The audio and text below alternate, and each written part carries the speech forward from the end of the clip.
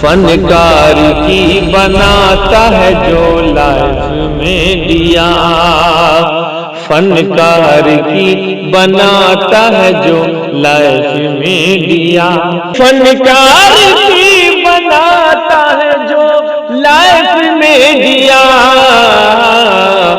इमरान भाई का है वो बस कैफ में दिया, इमरान भाई का है वो बस जी कैफ में दिया, कैफ में दिया।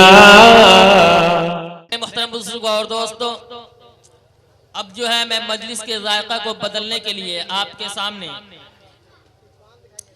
मुकालमा के लिए शाइस्ता और उसके तमाम साथी जो जहेज के ऊपर मुकालमा करेंगे फौरन आ जाएं। शाइस्ता अपने तमाम साथियों के साथ।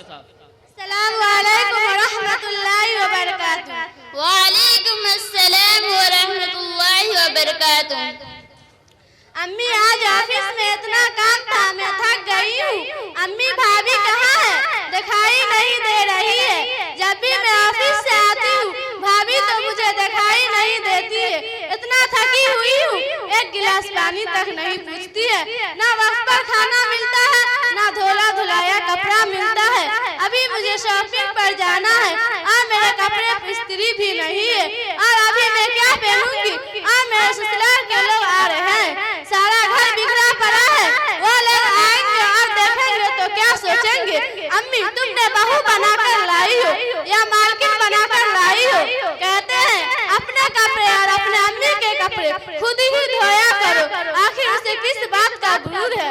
अम्मी तुमने उसे सर पर चढ़ा रखा है, देखना एक दिन आप बहुत पछताओगी। वो तो सदा सोती ही रहती है। ठीक है बेटी, अभी मैं उस चुड़ैल की खबर लेती हूँ। वो मेरी बेटी को इतना तकलीफ दे रही है, वो अपने आप को समझ के रखी है। अरे बहू इधर आओ।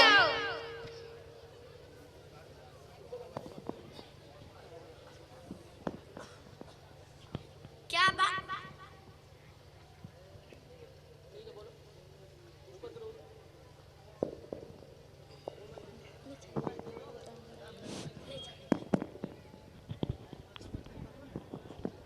क्या बात है अम्मी? चल बड़ी आई अम्मी की बच्ची, मैंने तुमको बहू बनाकर लाया या मालकिन? तुम सब पर हुकूमत करने के लिए आई हो। तुम नाफिया का कपड़ा क्यों नहीं तैयार की और वक्त पर खाना क्यों नहीं देती हो? और मालूम है इसके ससुराल वाले आए हैं तो तैयारी क्यों नहीं की? अम्मी दिन भर मेकअप में लगी रहेगी तो खाना कैसे पकाएगी? हाथ काले पड़ जाएंगे ना, बर्तन कैसे धोएगी? हाथ घिस जाएगी ना। अम्मी एक हफ्ता पहले मैंने 1 दर्जन साबुन लाया था, 1 हफ्ता भी ना चला के सारा साबुन खत्म हो गया। हाय अल्लाह, मैं तो साबुन और क्रीम ला कर थक गई हूँ। कभी ये खत्म कभी वो खत्म, कभी तो आँख से देखी होगी तब ना। जब से ये घर पर आई है घर की सारे बरकतें चली गई है। ये बात गलत है अम्मी, मैं तो वक्त पर खाना भी देती हूँ और कपड़ा भी बराबर धोती हूँ। रात में देर तक काम की, नाफिया के बिस्तर पर क्या सो गई तो शिकायत कर रही है। अभी अम्मी मेहमान आने को काफी टाइम है, इनके आने से पहले हमारा काम हो जाएगा और इंशाअल्लाह ज्यादा काम रहा तो आप लोगों को भी हाथ बटा देना चाहिए। अकेली मैं कितना काम कर सकती हूँ। और रही बात साबुन और क्रीम की तो तुम्हारा बेटा खुद ही कहते हैं कि जरा बन ठन कर रहा करो, अकेली मैं ही थोड़े के इतना इस्तेमाल कर सकती हूँ और आप और आपकी बेटी भी। अरे मनहूस, तू मेरी बेटी के बारे में तू कौन होती है कहने वाली? तेरा बाप ला कर देता है क्या? एक कौड़ी का सामान नहीं लाई, हमने समझा आएगी करेगी खिलाएगी, लेकिन तू तो सारे घर पर कब्जा करने के लिए आई है। लेकिन अब तेरा यहाँ कुछ नहीं होगा। तू आज ही अपने बाप को फोन करके बोल मुझे टीवी फ्रिज और सारा दहेज का सामान चाहिए। अम्मी अब तक जो कुछ भी हुआ इस बात से माफी चाहती हूँ। मेरे शादी के वक्त मेरे माँ बाप से जितना हुए उन्होंने दिया, अब मैं इतना नहीं ला सकती हूँ। तो क्या लाई भिखारी? तो क्या लाई भिखारी? तो क्या लाई भिखारी? हमने नहीं। तो क्या लाई भिखारी? तू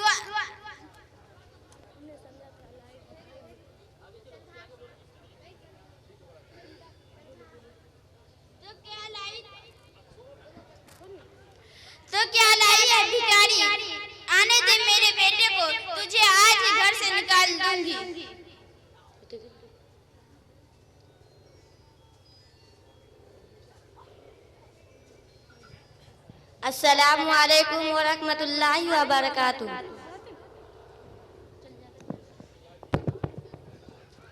वालेकुम अस्सलाम व रहमतुल्लाहि व बरकातुहू।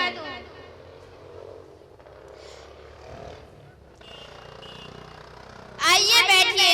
नाफिया, तुम्हारे ससुराल वाले आए हैं, जरा चाय नाश्ता लाओ। बर्तन, पलंग, बाल्टी ये सब क्या है? हम भीख मांगने आए हैं क्या?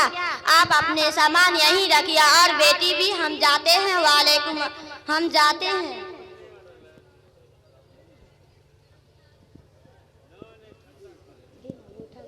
नहीं आपा, रुक जाइए, रुक जाइए ना मीना।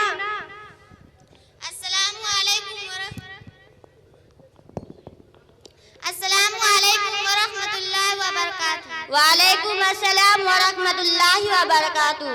अरे आप लोग ये क्या दंगा फसाद कर रहे हैं? देखो आपके यहाँ की औरतें कितनी वादा खिलाफ होती है। शादी से तो 1 साल पहले कह रही थी जहेज का सारा सामान दूंगी, अब टाल मटोल कर रही है। देखो आपा, हमने ये सब रस्म वगैरह निकाल रखी है। शादी में बहू बहुत मिल जाते हैं। आखिर आपकी बेटी है, उसके ससुराल वाले ऐसे मुतालबा करेंगे तो फिर आप क्या करेंगे? अगर यही सिलसिला चलता रहेगा तो दिन दुनिया तकलीफों से भर जाएंगे। ससुराल में किसी को आराम नहीं मिलेगा। हर किसी को जितना दो उतना कम है।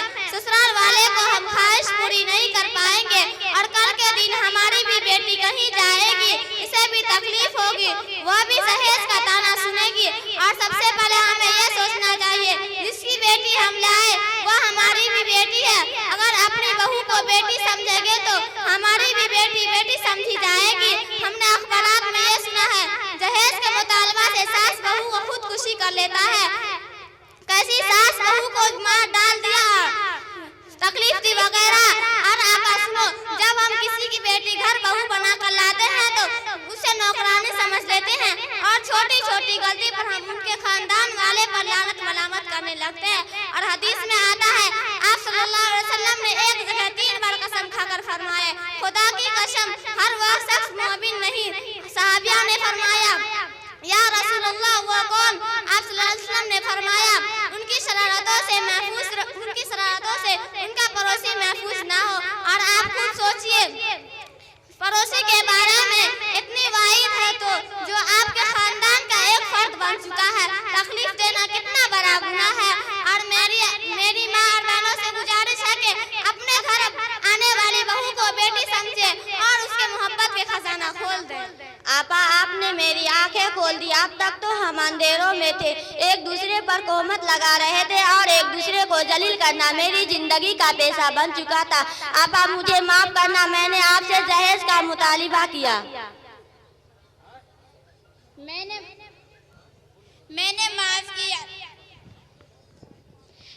माफ किया, अल्लाह भी माफ करेगा। बेटी जरा बहू को बुला लाओ। भाभी,